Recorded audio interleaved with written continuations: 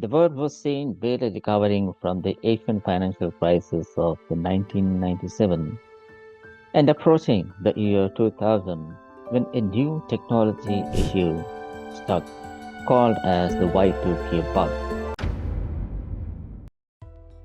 The computer designed early on were programmed to use two-digit values like 19 being followed by 97, 98, and 99 and so on.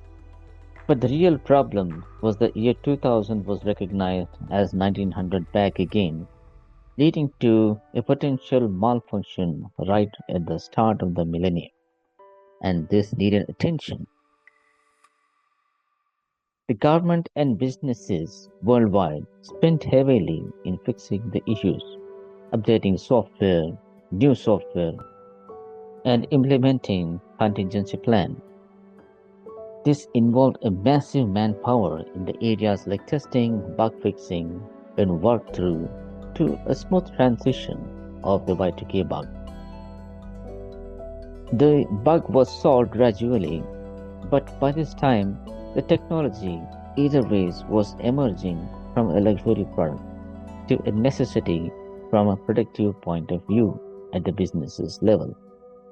At business level, technology companies suddenly stood up as an important revenue generation stream apart from the traditional companies like manufacturing, banking, non-banking.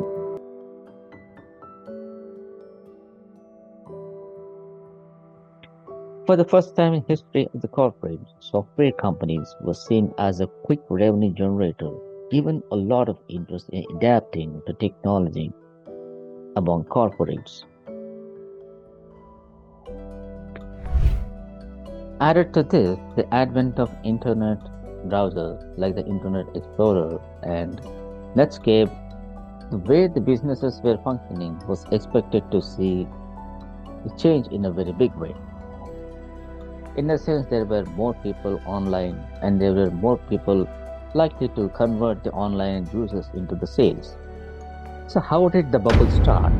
So, this all began with something known as the IPO frenzy.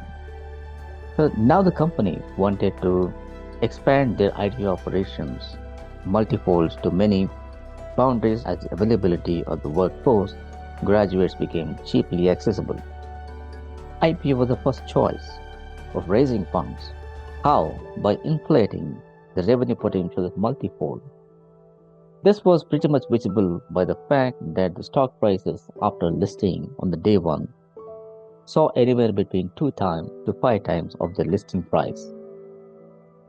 Few stocks even went up 450%. This created a lot of excitement among the retail participants. Netscape was a web browser company, goes public, which was the first tech company to go public, stock prices rallied. There were few companies like Cashflow IPO, pops up double, Globe.com went up 5 times, Drugstore.com again went up 3 times. Likewise, there were plenty of IT companies which went public, and the trend continued to see that from their listing times, from the listing prices, the stock prices actually doubled and went up terribly higher.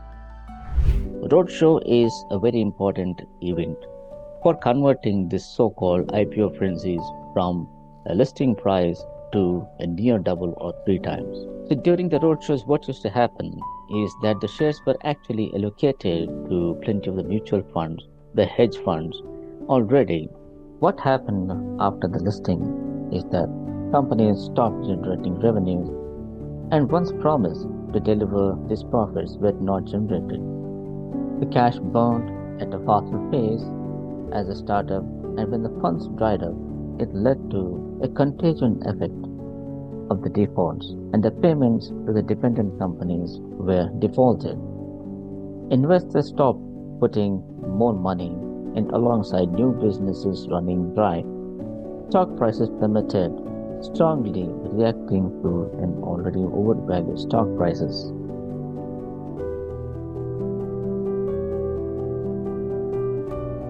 So, with the IPO frenzy showing that the stocks were only overvalued and no real business was seen, The companies like MotherNature.com IPO, which got listed at 1999, closed doors in November 2000.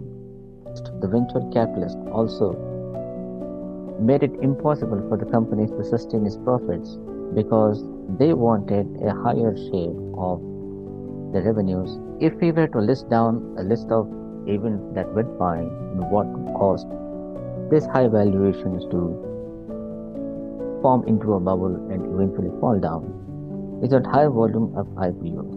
So during the IPO frenzy of the dot com, you had plenty of companies which were in a rush to make into an IPO, but very few had real businesses to show and real profits to show. Speculative investment climate. Any company which had a dot com tag to the IPO attracted a lot of investments. So the speculative frenzy was underpinned by the fear of missing out, the digital gold rush, leading to inflated valuations. The first day gains. Many IPO experience extraordinary first day gains with stock prices often doubling or tripling from their offering price.